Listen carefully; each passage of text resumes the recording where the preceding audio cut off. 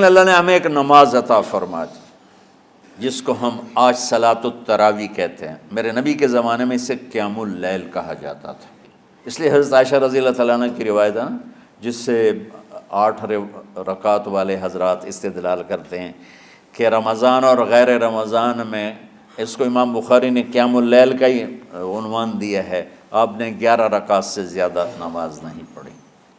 ایک ضعیف روایت میں ہے کہ آپ نے 3 دن پڑھائی نماز، یہ تو صحیح روایت ہے۔ کتنی رکعت پڑھائی؟ تو ایک ضعیف روایت میں ہے کہ 20 رکعت پڑھائی۔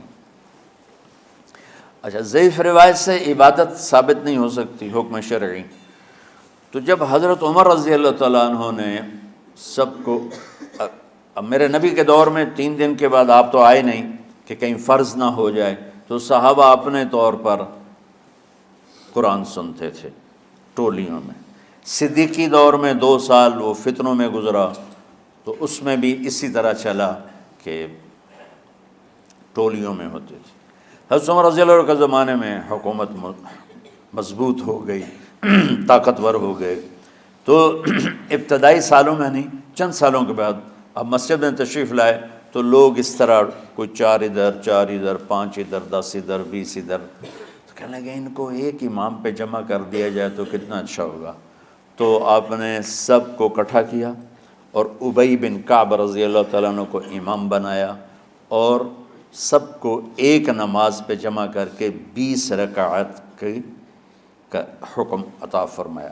تو حضرت عمر کا یہ عمل اس حدیث کو مضبوط کر دیتا ہے کہ چونکہ میرے نبی نے کہا علیکم بسنتی و سنت الخلفاء الراشدین من بعدی، کہ میری اور میرے خلفاء راشدین کی سنت پر مضبوطی سے عمل کرنا۔ تو حضرت عمر کا جو 20 رکعت طے کرنا ہے، اگر ان کا اپنا اجتہاد ہے تو بھی ہمارے لیے عمل کے لیے کافی ہے، اور اگر ان کو یہ یاد ہے کہ میرے نبی نے 20 پڑھی تھیں تو اور زیادہ اچھی بات ہے۔ لیکن بہرحال جو 8 پڑھتا ہے ہمارا اس پہ بھی کوئی اعتراض نہیں، چونکہ وہ بھی حدیث کے ساتھ بات کرتا ہے، اور باقی پوری امت 20 پڑھتی ہے، ان پر بھی اعتراض نہیں۔ میں ایک جگہ سے گزر رہا تھا، نماز کا وقت ہو گیا، اہل حدیث کی مسجد تھی، میں وہاں نماز پڑھنے چلا گیا، تو ایک بہت بڑا اشتہار لکھا ہوا تھا، 20 تراویح ثابت کرنے والے کو 5 لاکھ روپے انعام۔ کہ 20 تراویح، سینکڑوں سال سے امت کا عمل 20 تراویح آ رہا ہے۔ تراویح کا نام جو پڑھا، مجھے یوں لگتا ہے کہ اہل مکہ، یعنی اہل مکہ جو تھے نا، وہ 4 تراویح پڑھ کے ایک طواف کرتے تھے، تو وہ آرام کے لیے ہوتا، ترویحہ آرام، تھوڑی دیر کا آرام۔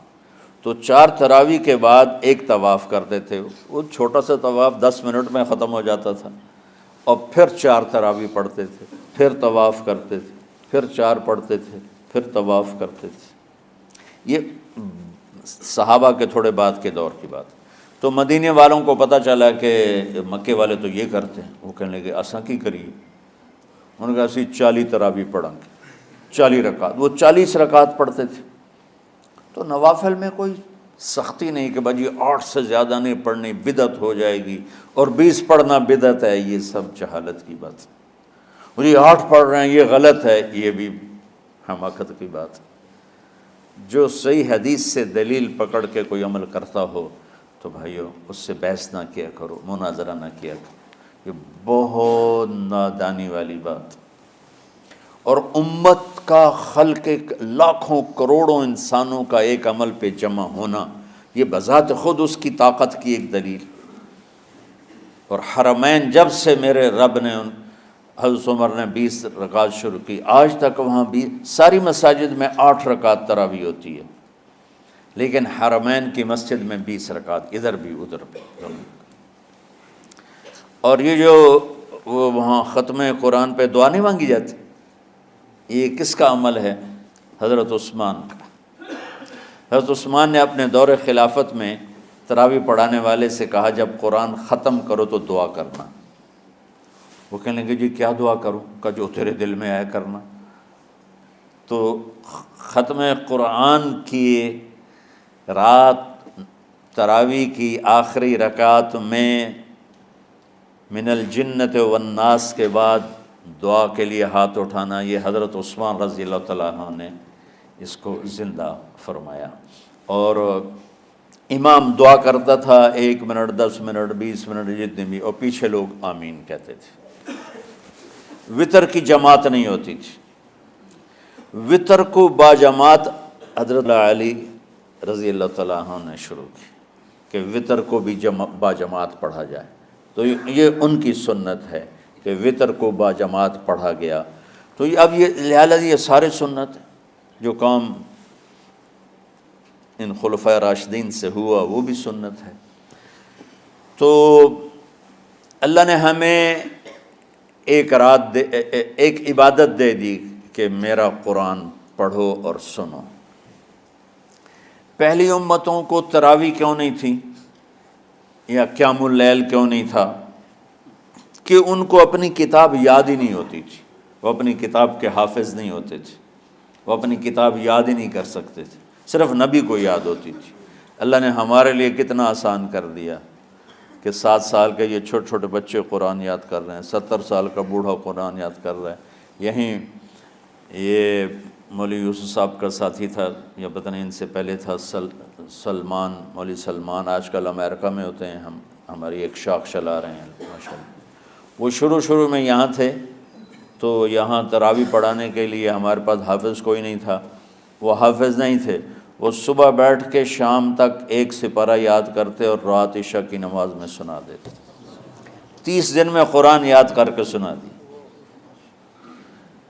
مطلب یہ سنی سنائی بات نہیں، ہمارے اسی حسنین، اسی ممبر اور محراب کی بات کہ یہیں اسی مسجد میں انہوں نے صبح سے مغرب تک یاد کرتے تھے اور پھر عشاء میں کھڑے ہو کے سنا دیتے تھے۔ پیچھے ہوتے تھے لقمہ کوئی دینے والا شاید، لیکن بہت خوبصورت پڑھ کے 1 دن میں یاد کر کے سنا دیا۔ اور ایک مجھے نام بھول گیا کہ 3 دن میں قرآن یاد کیا، 10 سپارے 1 دن میں یاد کیے، 10 دوسرے دن میں یاد کیے، 10 تیسرے دن میں یاد کیے۔ وَلَقَدْ يَسَّرْنَا الْقُرْآنَ لِلذِّكْرِ فَهَلْ مِن مُدَّكِرٍ۔ تو اللہ تعالیٰ نے اس کو نصیحت کے لیے بھی آسان کیا ہے اور یاد کرنے کے لیے بھی آسان کیا ہے۔ کوئی کتاب پہلے یاد نہیں ہوتی تھی کسی کو، ماشاءاللہ تم میں کتنے حفاظ بیٹھے ہیں اللہ کے فضل سے۔ تو اللہ نے ہمیں رات کی نماز عطا فرمائی، اور چونکہ یہ ایک مشقت ہے تو میرے نبی نے کہا یہ رات کی نماز کے ہر سجدے پر 1500 نیکی لکھی جاتی، 1500 نیکی لکھی جاتی۔ اور اللہ تعالیٰ ہر سجدے پر جنت میں ایک محل بناتا ہے جس کے 60,000 سونے چاندی کے دروازے ہوتے، اور ایک درخت اس کے لیے لگاتا ہے جس کے نیچے 100 سال گھوڑا دوڑ سکتا ہے۔ تو رمضان کا اہتمام آپ رجب سے شروع فرما دیتے تھے۔ میرے نبی نے 9 رمضان دیکھے، 9 رمضان اپنی زندگی میں، 9 رمضان۔ 10ویں رمضان سے پہلے آپ اللہ کے پاس تشریف لے گئے۔ آپ کی زندگی میں روزے فرض ہونے سے آپ کی وفات تک 9 رمضان گزرے، اور میں قربان جاؤں اپنے نبی پر، اپنی امت پہ کیسی شفقت تھی۔ آپ سحری کھاتے تھے بالکل آخری وقت، ادھر بلال اذان دے رہا ہے اور ادھر آپ آخری لقمہ کھا رہے ہیں، اور ادھر سورج نیچے ہوا اور آپ کھجور منہ میں۔ ایک آدمی اوپر کھڑا ہوتا تھا مدینے میں تو وہ چھت پہ، گھر کی چھت پہ کھڑا ہوتا تھا، سفر میں ہے تو وہ کسی پہاڑی پہ کھڑا ہوتا تھا۔ جو ہی سورج کا کنارہ نیچے جاتا اب فوراً وہ کہتا یا رسول اللہ قد غربت، تو آپ کھجور منہ میں ڈال لیتے تھے، یا پانی، کبھی پانی سے افطار فرماتے تھے، کبھی کھجور سے افطار فرماتے تھے، کہ میری امت پہ بھوک کا وقت کم سے کم آئے۔ آج کل جو یہ ہمارے افطاری کے اوقات ہیں نا، یہ سورج ڈوبنے کے بھی 2-2.5 منٹ بعد کے ہیں کہ احتیاطاً، ٹھیک ہے چلو احتیاط کر لو کوئی مسئلہ نہیں، لیکن اصل ہے ادھر چونکہ اب سورج ہمیں نظر ہی نہیں آتا ہے، اس طرح ہم گھرے ہوئے ہیں شہروں میں، دیہاتوں میں بھی اب اس طرح کا ماحول ہے کہ وہ نظر نہیں آتا ہے، تو بہتر کہ ادھر سورج غائب ہو، ادھر لقمہ منہ میں جائے، لیکن یہ تب ہے جب آپ نظر آ رہا ہو۔ اب جب آپ یہاں بیٹھے ہو حسنین میں تو یہاں تو کوئی سورہ نظر نہیں آئے گا، یہاں تو مینار ہی نظر آئے گا، تو لہٰذا احتیاط ٹھیک۔ ہمارے اہل حدیث بھائی وہ 2 منٹ پہلے ہم سے افطار کرتے ہیں، تو بڑی اچھی بات ہے کہ سورج کے غروب ہونے کا جو اصل وقت ہے اس کے ساتھ ہی افطار کرنا۔ اور سحری میں ایک واقعہ سناتا ہوں، آپ سحری کھا رہے تھے، بکرے کی سری پکی ہوئی تھی، تو مولا علی رضی اللہ تعالیٰ عنہ اور عرباض بن ساریہ رضی اللہ تعالیٰ عنہ آپ کے ساتھ کھانا کھا رہے تھے، تو حضرت بلال ہے، یا رسول اللہ وقت ختم ہو گیا ہے، میں اذان دینے جا رہا ہوں، آپ برائے مہربانی کھانا پینا بند کریں۔ اور یہ کہہ کر چلے گئے۔ چھت، ایک انصاری عورت تھی، اس کے گھر کی چھت پہ چڑھ کے اذان دیتے تھے۔ چڑھنے لگے تو پھر واپس آئے کہ دیکھوں اللہ کے نبی نے کھانا چھوڑ دیا یا نہیں۔